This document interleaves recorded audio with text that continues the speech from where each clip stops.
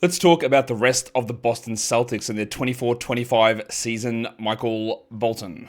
Thanks, Josh. It's Michael Bolton here, and it's time for another episode of the Locked On Fantasy Basketball Podcast. Let's get to it. Let's get to it, indeed. You are Locked On Fantasy, your daily NBA fantasy podcast. Part of the Locked On Podcast Network, your team every day. Hello and welcome to the Locked On Fantasy Basketball Podcast, brought to you by Basketball Monster. My name is Josh Lloyd, and I have not been provided with any material facts or evidence that shows that there exists any lawful gold or silver coin of substance in common circulation upon which to close, pay, and extinguish an account. I'm also the lead fantasy analyst at basketballmonster.com, and thank you for making Locked On Fantasy Basketball your first listen every day. We are free. We are available on all platforms, so subscribe where you're listening and comment and double bang and all that stuff. We are getting ready for the live draft show, Wednesday, 25th of June, this coming Wednesday, 8 p.m. Eastern, live here on YouTube. I'll see you there. The link is easy to find. It's in the description of the show. We're talking about the rest of the Celtics. Yesterday we did Derek White, Jaylen Brown, Porzingis, Horford. Now it's the under 28s that we're going to talk about, and that brings us to talk about someone we should talk about him because he's an important player. He's usually a first-round pick in fantasy. But he's not going to matter next season, unfortunately. Oh, he's going to matter, but in a different way. And that's Jayson Tatum. Tatum tore his Achilles in the playoffs. There is almost zero chance that he is returning in the regular season. Round 2 of the playoffs, I just don't see how how he could possibly be returning. It doesn't make sense. He was the 9th ranked player this past season. His ADP was actually 9. He performed better than I thought that he would. I thought he would be good, but I didn't necessarily think that he'd be. I think I had him 14th, So on a per game basis, he jumped up to 9th. He was 7th in points leagues. He averaged almost 9 rebounds and 6 assists. And I think the 6 assists is really going to be the big thing here with this team. 1.1 steals, he shot 45 and 81. You would have liked the shooting numbers to be better. So while Tatum did all this stuff, and at age 27, it's really good. This could have been way better. He could have shot better than 34 from 3. Not a good number. He could have shot better than 81 from the line. He's been an 86 guy in the past. 45 from the field could easily be 49. And what does that make him? A 29-point scorer, a 28-point scorer, and the 5th best player? Sure. But that doesn't matter anymore because this player's done. He's not playing next season. When he returns the season after that, for the 26-27 season, the 26-27 season, he won't be himself. And by the time he's back to being himself, he's going to be 29. This Tatum probably does not exist anymore. Good Tatum still will. Very confident he will still be good. Very good. Excellent even. But elite? I don't know. I don't think so. The thing about him, we talked about it a lot in the show yesterday about the other guys on the Celtics, is that we have to replace what Tatum did, his 31 usage. Jaylen Brown already had high usage. Porzingis and White, they need to bump up. Pritchard's going to have to do more. We'll talk about him on this show. But 6 assists, that's the thing, isn't it? Because he's not a point guard, obviously. Who is going to get those? Does that bring Derek White, who play has declined, will he take on all of those assists? Will Brown do more playmaking with his one-hand dribbling? Will Al Horford become more of a hub if he even plays? Where do the assists... I'm more worried about where the assists... The shots are going to be important too, but the assists are going to be intriguing. Who is the full-time starter now? Because it could be Horford, but it could not be, because he might not be on the team. Does Pritchard become a full-time starter? But then I don't think you can do Pritchard, White, and Holiday, and then who gets traded? So much needs to change. And again, if you are in a dynasty format, you are faced with very similar questions and scenarios that the Celtics are. What do you do now? Your best player, your top 9 player, is done. He's not playing next season. He won't be a top 10 guy the year after that. So, do you use this as a situation to sell off guys that are 30 and older to accumulate younger assets? So by the time Tatum is back to his best or close as we're going to get, you've got some guys that start to hit their prime 25, 26. Do you sell off of Tatum? But, of course, if you do that, you're not getting any value. I would be looking in a situation where Tatum is my main guy in a dynasty league that I would be trying to sell others off, the 30-year-olds, the 32-year-olds, bringing in 23-year-olds, and then get them to all hit their prime when Tatum returns to his best. That's how I think we should handle that. But there are many other ways around it. The next question is going to be on this Celtics team, Payton Pritchard. Now, he was honestly like one of the biggest surprises of the season. I did not in a million years buy this from Pritchard. I had him ranked 198th at the start of the season. He ended up 107th. Yahoo 9Cat Totals will tell you he was 45th. That, of course, is garbage. He was an interesting player, though, because earlier on in the season, he was like really good. He was dominating. And then there was a period where he struggled. And there was a period where he was like running as the 140th best player for about 2 months in a row. And that's not that good. But he did turn it back around at the end of the season. He ended up as the, like I said, 107th ranked player, 104th post-deadline, 105th pre-deadline. His advanced metrics, all huge improvers. We know that. Time on ball, 79th percentile. That probably goes up. Passing volume probably goes up. Offensive load probably goes up. He had only 19 usage. He's 27. He played 28 minutes. It is a really strong bet to think that he can be better than this next season. Because, just two simple facts. Minutes should be up, let's say 3 at least. Again, though, I'll say this. Minutes could be up by 3 because, again, to get them up, it's easy to say Tatum is gone. But in order for him to get his minutes up, they need to play White, Holiday, Pritchard all together. 3 point guards all at the same time. And will they do that? With Jaylen Brown as a power forward? I don't know.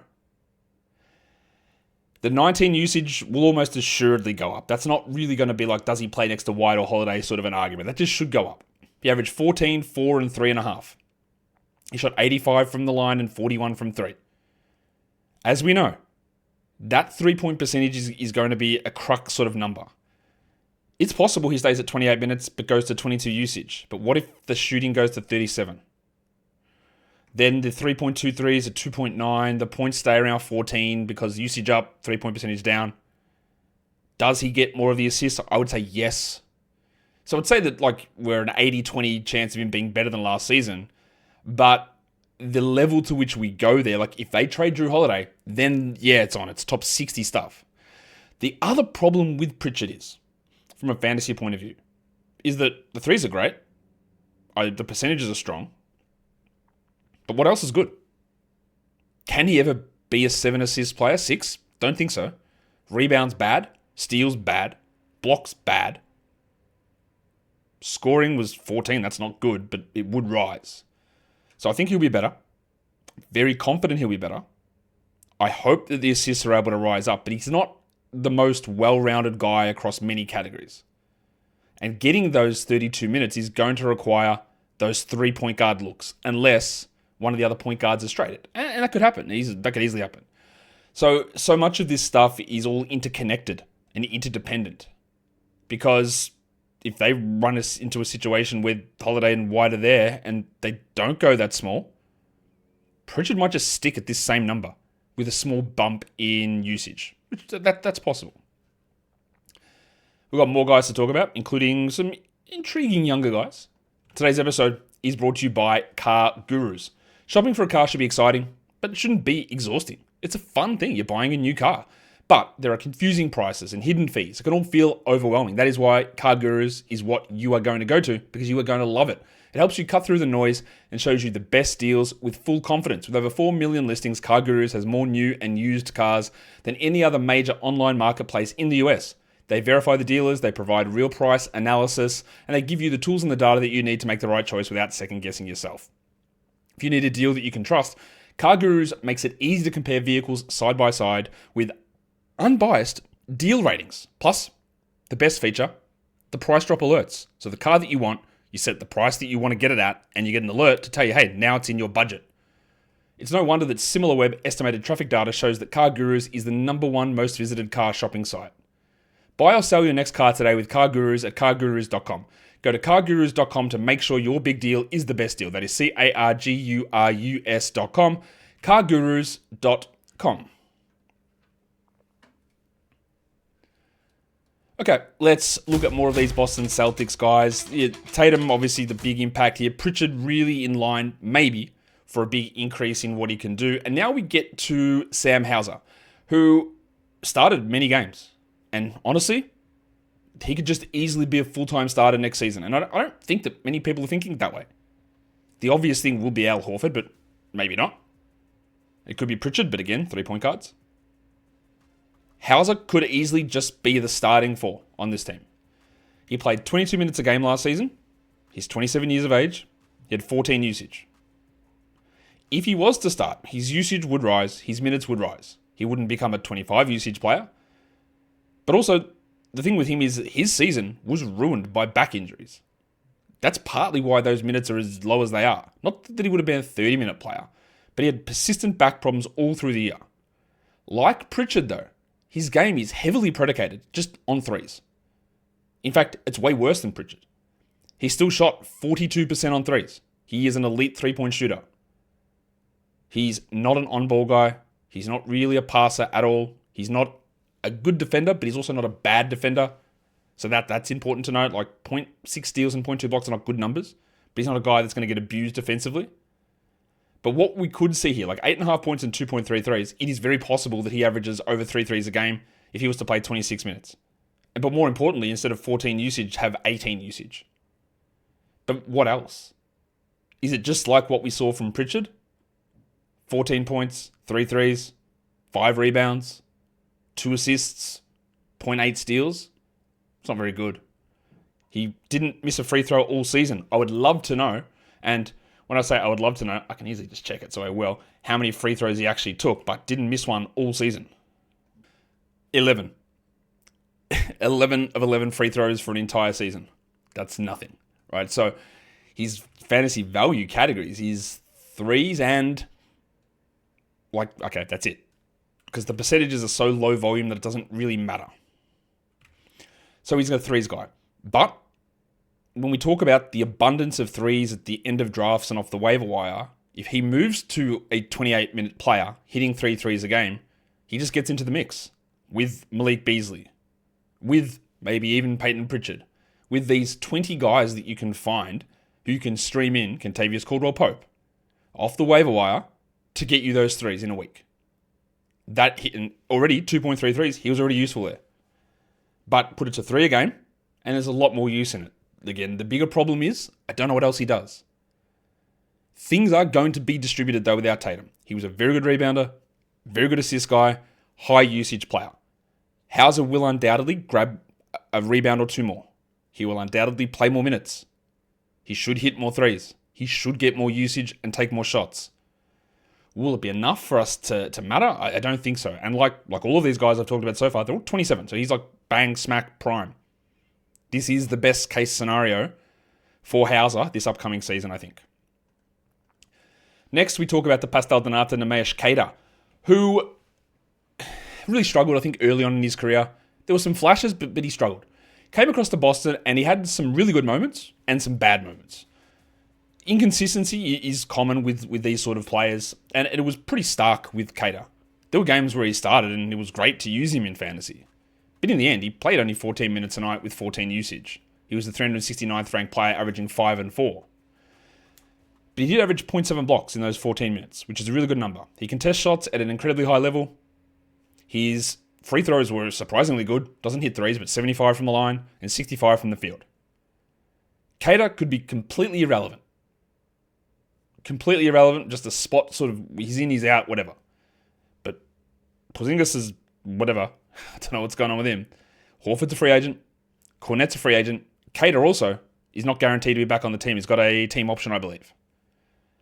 So you could lose Cornet and Horford, or one of the two, and Queta could be in for a larger role. And in 24 minutes a night, we would actually use that in all 14-team leagues. Not in points leagues, probably, but actually wouldn't be that far off. He's 26, so I don't think he's ever going to be this huge breakout sort of player. But he's one of those guys that you keep an eye on, that if circumstance pushes him into a larger role, we pay some attention. Because there is the skill set that's there for Queta. Overall, it was his best season, but Was it enough of a step forward to get really excited? Not really. The next guy I think is one of the more interesting players. Not that he's not being talked about, because he shouldn't be talked about, rightfully so, because he's a rookie that didn't do anything. Baylor Scheierman. He played 12 minutes a game. He played 31 games. That is it. That is not much, obviously. He was, the 30th pick in the draft? He's already 25. He had only a 15 usage and averaged 3.6 points with 2 rebounds and 1 assist. He shot 36 from the field, which is horrific. He was the 423rd ranked player. In college, Baylor Scheierman was a guy that did bits of everything. He was a rebounder. He shot threes at a really high level, good volume. He got assists. He did a bunch of stuff. In the NBA, he didn't get those opportunities. But I'm not sure if you're aware, if you can remember back to 15 minutes ago, when we talked about Jayson Tatum, the small forward, power forward in this team, who's going to be out all season. Yes? Remember that guy? Scheierman is a small forward, power forward. Yep. Scheierman is a small forward, power forward who's a pretty good rebounder, who can pass a little bit, who can shoot. Do not get this confused for a millisecond. He is not a Jayson Tatum replacement. That's not what I'm saying. But when we talk about Al Horford replacing Jayson Tatum, different player. We talk about Sam Hauser replacing Jayson Tatum, different player. We talk about Payton Pritchard replacing Jayson Tatum in the lineup, different player. We talk about Baylor Scheierman, well, I won't say same player, but skill sets more similar, just way worse. But I'm not going to rule him out as being someone who could take a monumental leap forward. Scheierman actually had a couple of starts last season, towards the end of the season in those bullshit April games. 36 minutes against the Magic in April, 15-5 with 3 assists and a 3. 36 minutes against the Hornets. Now he had 7 points on 14%, but he took 14 shots, which is 20 usage. 2 threes, 7 rebounds, 2 assists, and 3 steals. Now, I'm going to tell you something that I tell you all the time, and I'm going to tell to myself. April games mean nothing. Don't read into the general rule of that. But he started to get minutes all the way through here, a 28-minute game, a 26-minute game, and started doing the things across the stat sheet. 6, 5, and 3. All right, 9, 7, 1, and 2 steals. Okay, 7, 2, and 2. All right, 6, 4, and 2. Okay, just adding things up. Just getting little things happening. So, I'm not going to get excited about Scheierman. I'm not going to tell you that he's this breakout star. None of that. But if I do think that the little small flashes we saw, the fact that there's a big positional gap here, the fact that he's got this interesting passing ability for his position and shooting ability, don't care about these percentages, don't care. Deeper leagues, we will be targeting. Dynasty leagues, this actually could be not the start of something good, but maybe even like one of his best ever seasons. There is just, I don't know. I'm not ruling him out as being wow, Baylor Scheierman, really? Okay. Not ruling that out. If you look at his G League numbers, 38% from 3 on 10 attempts. Okay. 6.5 boards, 4.5 assists, 1.2 steals. All right. Good. Very good. A name to just remember. He's an interesting one. Miles Norris isn't. He's a guy that I'm guessing you didn't know played for the Celtics. He was on the Hawks at one point, two-way contract guy. Like a shooting big man. He only shot 29% from 3. He's 25. He had 12% usage. He played only 3 games with 12 minutes a game. Surprised there's a picture of him in a Celtics uniform, to be honest. He exists. He's on a two-way. He'll be there again next season. I guess the only reason that you'd even contemplate talking about him, I'm talking about every player, but he plays power forward, and the Celtics won't have Jayson Tatum.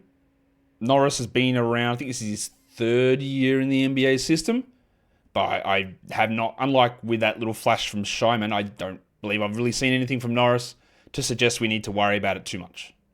A couple more guys to get to.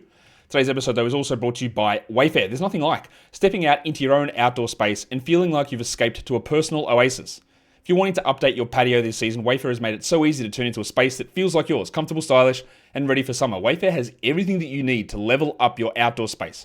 Conversation sets, outdoor bars, fire pits, hot tubs, gazebos. and even those perfect string lights to set the vibe. It's like giving your backyard that resort feel without the resort price tag. With Wayfair, delivery also is free. It is fast, and more importantly, it's totally hassle-free, even with the larger items. So if you're hosting friends over, or you just want to sit and have a place outside to contemplate in the warmer weather, well, Wayfair is going to help you set that space up. Don't wait, make your outdoor space your dream oasis today with Wayfair, and enjoy it all summer long. Head to wayfair.com right now to shop a huge outdoor selection. That is WAYFAIR.com. Wayfair, every style, every home. Okay, got a couple more Celtics guys to cover off in this under 28s episode from the Celtics. Just a quick recap on some of the things we've talked about. Like obviously there's Tatum and the injury, and the interesting ones to talk about are going to be Hauser, Pritchard, and then Baylor Scheierman. Drew Peterson, another guy on this team who is a two-way player who I believe had like a couple of random starts where Sneaky Joe Mazzulla would just like punt lineups entirely and sit full starting groups. Peterson ended up playing just 7 minutes a game across his 25 games. He shot 39% from three and decent volume of threes given those minutes. He's 25. He's like a small forward, power forward type of player as well. He only started one game. I thought he started more than that. And he played 16 minutes in that game and went scoreless. So yeah, not a lot happening there with... what he did, he had a couple of games early in the year playing 25 and 26 minutes off the bench. And wasn't really able to get much going usage-wise in those games or shooting-wise. So, again, the positional value was there, but I don't really think that Drew Peterson is turning into a rotation caliber player at any point soon. The next guy is someone that there was a bit of hype for. As a rookie, second-round pick, people loved what he saw in Summer League. And to me, this is going to be one of the references that I use when talking about Summer League and talking about player profiles, because Jordan Walsh did quite a bit for the Celtics in their first Summer League games. And people thought, oh, look at this. He's great. He's a 3-and-D wing. He'd be fine to shoot. He'll be in the rotation immediately. Look at what he did in Summer League. And the context around that was that team had literally nobody on it. There was not one any level prospect at all on that team to take the shots. So Jordan Walsh just took 1,000,000 shots. And of course, he went into the season and never played. And now we're in year 2. And he still is doing nothing. He came out of Arkansas with a reputation as a really good on-ball defender and no ability to shoot. And I don't know that that's changed. 27% on threes in his 8 minutes a game. He did play 52 games, but he averaged 1.6 points. Darko's Delta had him at 83rd percentile, so they saw some improvement there. I'm not really sure that I did. He only played one game in the G League as well, where he did average 20. He scored 20 in that game and shot 3 threes. The year before, he hit 2 threes a game down in the G League at 35%, but it hasn't translated up to the NBA yet. If we talk about the potential for Scheierman to step up into a role, well, maybe there is a potential for Walsh to be a part of the rotation too. But I think he's further behind those guys. Now, he's much younger. He's only 21. And that he might actually be the youngest player on this team. The steals appeal is there. It hasn't worked in the NBA so far. He can get steals. Maybe the shooting is real. I'm not really sure what else it is that he does, though. I don't think he's an assist guy. I'm not sure he's a good rebounder. I think the offensive limitations of Jordan Walsh make him very hard to play. So, while he's interesting, there is some pedigree. We're hitting into year 3 here from Walsh, and we haven't really seen anything. I would have him very firmly behind a Scheierman in terms of somebody who has a chance to break out. And it's also worth remembering that overall Jordan Walsh's game for fantasy is not really that appealing. He averaged under 5 fantasy points this season. It's just not really an appealing game. The next guy we talk about is Xavier Tillman, the cashier, who, I don't know, he just seems to have fallen off the face of the earth. 2 seasons ago, had the opportunity to be the starter in place of Steven Adams at the start of the year. I thought, here we go. This guy can get some steals. He's a solid passer. Maybe he develops some shooting. The knee injuries ruined that. He was terrible when he came back. He was traded to Boston. And he's just disappeared. Like, bro, you're a center. He shot 25% from the field. He only played 7 minutes a game, but that's still over 200 minutes that he played. He shot 16 from 3, 25 from the field. 1 point with 1 rebound. He doesn't block shots or get steals at a high enough level. Did the knee injury just ruin him? He's only 26.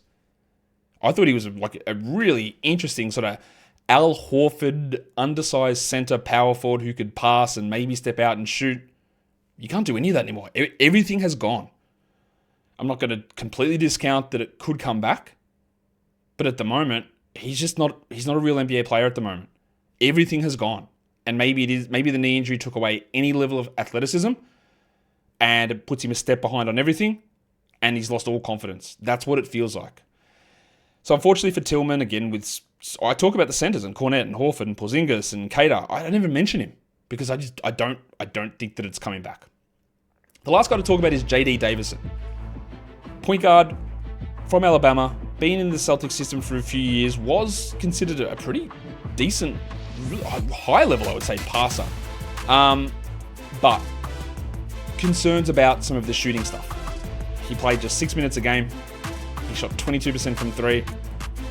He had 24 usage, but he is 23 years old now. He's had 3 seasons in the NBA.